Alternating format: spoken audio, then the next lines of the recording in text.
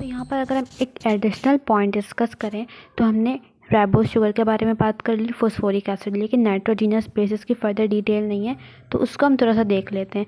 Nitrogenous basis को हम divide करते हैं दो कैटेगरी में, एक होते हैं प्यूरीन बेसिस और एक होता है पैरामिडीन बेसिस। टोटल हमारे पास डीएनए में 4 बेसिस होते हैं, एडेनिन, थायमीन, ग्वानिन और साइटोसिन।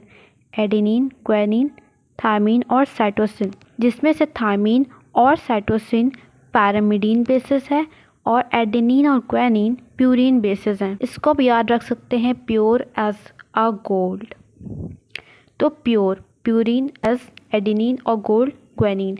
तो pure as a gold purine में कौन से बेसिस आएंगे? एडेनिन और ग्वानिन। इसके अलावा जो बच रहे हैं थायमीन और साइटोसिन, ये किस में आएंगे? पैरामिडीन बेसिस में। अच्छा, यूरासिल यहाँ पे एक बेस दिख रहा है, ये आरएनए में प्रेजेंट होता है। सिर्फ आरएनए में थायमीन रिप्लेस हो जाता है यूरासिल से। डीएनए में अगर हमें जहाँ पे थायमीन मिल रहा है तो आरएनए में उसकी जगह पे क्या होगा? यूरासिल। और यूरासिल एक पैरामिडीन बेस है। ये बातें हो गई। अब एक और बात है बॉन्डिंग के बारे में। Adenine always pair with thymine. जहाँ पे भी एडेनिन बेस है वो किसके साथ पेयर करेगा? थायमीन के साथ। जबकि cytosine always pair with guanine. जहाँ भी ग्वानिन होगा उसके साथ पेयरिंग होगी साइटोसिन की। पेयरिंग मतलब बॉन्डिंग, इनके बिटवीन सिर्फ बॉन्ड डेवलप होगा। थायमीन और एडेनिन के बिटवीन बॉन्ड डेवलप होगा और साइटोसिन और ग्वानिन के बिटवीन, एडेनिन और थायमीन के बिटवीन डबल बॉन्ड होता है, जबकि साइटोसिन और ग्वानिन के बिटवीन हमें ट्रिपल बॉन्ड मिलता है। ये कौन सी बॉन्डिंग है? Hydrogen bonding. हाइड्रोजन बॉन्डिंग होगी between nitrogenous basis. Double hydrogen bond है बिटवीन एडेनिन और थायमीन या फिर एडेनिन और यूरासिल, और ट्रिपल हाइड्रोजन बॉन्ड है बिटवीन ग्वानिन और साइटोसिन। पैरामिडीन जितने भी हैं ये सिंगल रिंग स्ट्रक्चर हैं, जबकि purine basis double ring structures हैं। अब इस डायग्राम में देखो, ये पेयरिंग कहाँ पर होगी? Between 2 strands of DNA. एक डीएनए का स्ट्रैंड पॉलीन्यूक्लियोटाइड है, एक डीएनए का स्ट्रैंड ये है पॉलीन्यूक्लियोटाइड। न्यूक्लियोटाइड में जिस तरह पेंटोज शुगर है, फॉस्फोरिक एसिड है और एक नाइट्रोजीनस बेस लगा हुआ है। यहाँ पर है साइटोसिन, यहाँ पर है एडेनिन, यहाँ पर है थायमीन, यहाँ पर है ग्वानिन। तो ये एक हेलिक्स है डीएनए का और ये दूसरा हेलिक्स है डीएनए का। ये दूसरा हेलिक्स है और ये दूसरा हेलिक्स है। जिस तरह डायग्राम में दिख रहा है, ये एक हेलिक्स, ये एक हेलिक्स। अब इन दोनों हेलिक्स को ज्वाइन करके रखा हुआ है हाइड्रोजन बॉन्ड ने, जो डेवलप हो रहा है बिटवीन नाइट्रोजीनस बेसिस। डायग्राम में दिख रहा है ये सारे pure as a gold. Adenine और ग्वानिन प्यूरीन बेसिस हैं, डबल रिंग स्ट्रक्चर्स हैं, जबकि pyrimidine structure like thymine, cytosine ये हैं सिंगल रिंग स्ट्रक्चर। इसके अलावा एडेनिन थायमीन के बिटवीन डबल बॉन्डिंग है, साइटोसिन और ग्वानिन के बिटवीन ट्रिपल बॉन्डिंग है। इसकी लोकेशन समझ में आ गई? ये है बिटवीन 2 स्ट्रैंड्स ऑफ डीएनए, क्योंकि ये एक स्ट्रैंड है और ये एक दूसरा स्ट्रैंड है। सो ये स्ट्रैंड रैप कैसे हुए हैं around each other? Hydrogen bond ने इनको ज्वाइन करके रखा हुआ है। सो ये 2 पॉइंट्स और हैं Burton and Crick model of DNA के, ये रह गए थे। Both helix are complementary to each other which are held together by hydrogen bond. दोनों जो हेलिक्स है डीएनए स्ट्रैंड का वो कैसे है? कॉम्प्लीमेंट्री। कॉम्प्लीमेंट्री का मतलब है कि स्पेसिफिक है दोनों एक दूसरे के लिए। जैसे लॉक एंड की एक लॉक है स्पेसिफिक की है, उसी तरह जो ये स्ट्रैंड है एक स्ट्रैंड अगर इस पर बेस लगा हुआ है ATCT, ये सीक्वेंस है बेस का, तो इसका जो सामने वाला स्ट्रैंड है वो इसके कॉम्प्लीमेंट्री है।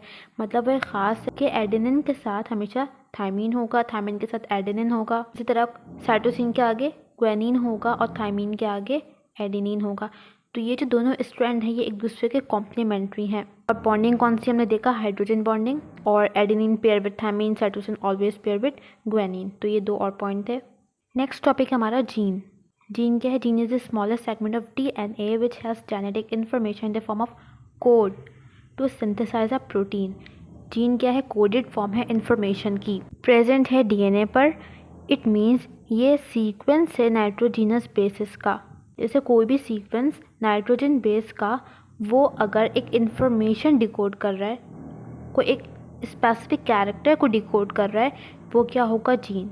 जैसे अगर हमारे पास ये सीक्वेंस है नाइट्रोजन बेस की डीएनए पर और ये डिकोड कर रही है आई कलर को, तो ये एक जीन है for I colour. Coded form information की टू सिंथेसाइज अ प्रोटीन। ये क्या करता है? प्रोटीन को सिंथेसाइज करता है। एक तरफ हम कह रहे हैं प्रोटीन सिंथेसिस और एक तरफ हम कह रहे हैं कोई भी इंफॉर्मेशन तो ये दोनों सेपरेट नहीं है बल्कि एक ही चीज़ है, क्योंकि कोई भी इंफॉर्मेशन है, कोई भी ट्रेट है, कैरेक्टरिस्टिक है, फीचर है, उसके लिए हमें कुछ एंजाइम चाहिए। तो ये दोनों एक ही बात है, क्योंकि प्रोटीन सिर्फ स्ट्रक्चरल प्रोटीन नहीं होता, प्रोटीन सिर्फ वो नहीं होता जो हमारे मसल में प्रेजेंट है। प्रोटीन के और भी बहुत से फंक्शन है, लाइक जितने भी हार्मोन्स हैं, बहुत से हार्मोन प्रोटीन इन नेचर्स हैं, एंजाइम जितने भी हैं प्रोटीन इन नेचर है। तो प्रोटीन का रोल हार्मोन में भी है, एंजाइम्स में भी है। अच्छा, अब कोई भी इंफॉर्मेशन है, आई कलर है, हेयर कलर है, हाइट है, तो इन सब के लिए जो भी केमिकल चाहिए या जो भी केमिकल इन ट्रेट को कंट्रोल कर रहा है, ये प्रोटीन इट मीन्स एंजाइम वो इन कैरेक्टर्स में हेल्प करते हैं। जैसे अगर ऐसा एंजाइम जो हाइट ऑफ प्लांट को कंट्रोल कर रहा है, तो ये प्रोटीन एंजाइम को सिंथेसाइज करेगा। अच्छा, अब डीएनए पर वो लोकेशन, वो पोजीशन जहाँ पर जीन प्रेजेंट है, उसे हम सिंपली कहते हैं लोकस। सिंगुलर फॉर्म है लोकाई, प्लूरल फॉर्म है। हर एक जीन के एक स्पेसिफिक फंक्शन है, जैसे gene determine the height of plant, another gene determine the colour of their petal. तो ये सारे ट्रेड्स हैं, कैरेक्टरिस्टिक्स हैं जो कंट्रोल हो रहे हैं जीन से। जीन से प्रोटीन सिंथेसाइज होगा, अभी हम प्रोसेस आगे देखेंगे, और फिर वो प्रोटीन हाइट ऑफ प्लांट में अपना रोल प्ले करेगा, पेटल को कलर देने में अपना रोल प्ले करेगा। नाउ द कोडेड इन्फॉर्मेशन में change due to any reason which called genetic variation.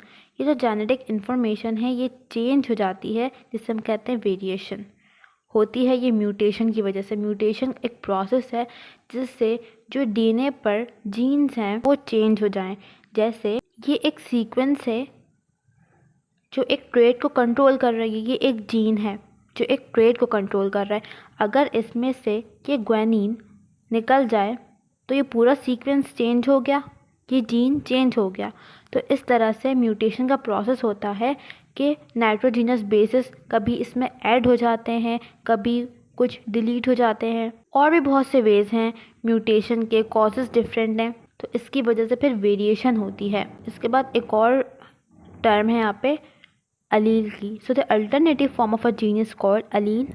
A diploid cell have two of these allele और haploid में एक allele. So allele को समझते हैं, ये क्या है? अल्टरनेटिव फॉर्म है जीन की। फॉर एग्जाम्पल एक जीन है आई कलर, सो एक साइड पे है ब्लैक, एक साइड पे है ग्रे, तो ये दोनों जीन्स हैं, सेम जीन है आई कलर की, लेकिन अल्टरनेटिव फॉर्म है। सो जितने भी डिप्लॉयड सेल्स हैं उनमें दो अलील होंगे और हैप्लॉइड में एक अलील। सो एक डिप्लॉयड सेल में दो अलील हैं, एक मदर से रिसीव हुआ है और दूसरा फादर से, और हैप्लॉइड में एक अलील है। इस टॉपिक में डीएनए रेप्लिकेशन के बारे में बताया हुआ है। Gene is a unit of inheritance which is copied and inherited to the next generation. The complementary arrangement of nucleotide is of great importance in DNA molecule. If the sequence of bases in one strand is known, the sequence of the bases in the other strand will be automatically known due to specific base pairing. यहाँ पे ये कह रहे हैं कि अगर एक strand की सीक्वेंस हमें पता है तो हम ईजिली फाइंड आउट कर सकते हैं कि दूसरे स्ट्रैंड पे क्या सीक्वेंस होगी। फॉर एग्जाम्पल ये सीक्वेंस है तो हम फाइंड आउट कर सकते हैं कि दूसरे स्ट्रैंड पे क्या सीक्वेंस होगी। कैसे कर सकते हैं? Thymine always pair with adenine, adenine always pair with thymine, thymine guanine pair with cytosine, cytosine pair with guanine, thymine, guanine pair with cytosine, thymine pair with adenine, adenine pair with thymine। हमने easily find out कर लिया कि दूसरे strand पे क्या sequence है। तो ये जो प्रॉपर्टी है डीएनए की, इसको यूनिक मॉलिक्यूल बना रही है। DNA is able to make its exact copy itself in nucleus of the cell. Before cell division हमने देखा था इंटरफेस के एस फेज में डीएनए रेप्लिकेट होता है, अपनी कॉपी बनाता है। इस प्रोसेस को हम कहते हैं डीएनए रेप्लिकेशन। डीएनए रेप्लिकेशन क्या है? वो प्रोसेस जिसमें डीएनए अपनी कॉपी बना ले। Now the gametes and haploid cell carry one copy of replicated DNA. This copy carry gene from parent to offspring to these gamete. Gamete है haploid cell जिसमें replicated DNA का एक copy है। क्योंकि during meiosis chromosome के strand separate हो जाते हैं, सेंट्रोमियर स्प्लिट हो जाता है। ये एक क्रोमोसोम है, ये रेप्लिकेट नहीं हुआ हुआ डीएनए यहाँ पे। ये भी एक क्रोमोसोम है लेकिन यहाँ पे डीएनए रेप्लिकेट हुआ हुआ है। तो जब मियोसिस होती है तो सेंट्रोमियर स्प्लिट होता है और ये एक क्रोमैटिड एक सेल में जाता है और एक क्रोमैटिड दूसरे सेल में। सो इस तरह रेप्लिकेटेड डीएनए की एक कॉपी एक सेल में जाती है, दूसरी कॉपी दूसरे सेल में जाती है।